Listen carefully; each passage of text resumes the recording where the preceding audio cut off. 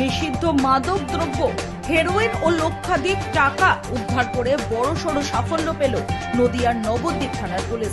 গোপন সূত্রে খবর পেয়ে নবদ্বীপ থানার ভারপ্রাপ্ত পুলিশ আধিকারিক বরুণ গায়েনের নেতৃত্বে বিশাল পুলিশ বাহিনী অভিযান চালায় নবদ্বীপ পৌরসভার 18 নম্বর ওয়ার্ডের বিবেকানন্দ কলোনি এলাকায়।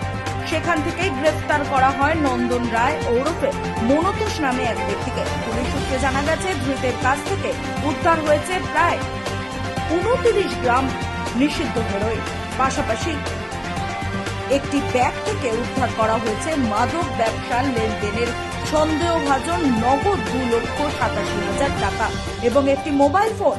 ধৃতের বিরুদ্ধে মাদক আইনে মামলা রুজু করে তাকে বৃহস্পতিবার কৃষ্ণনগরের বিশেষ আদালতে তোলা হয়।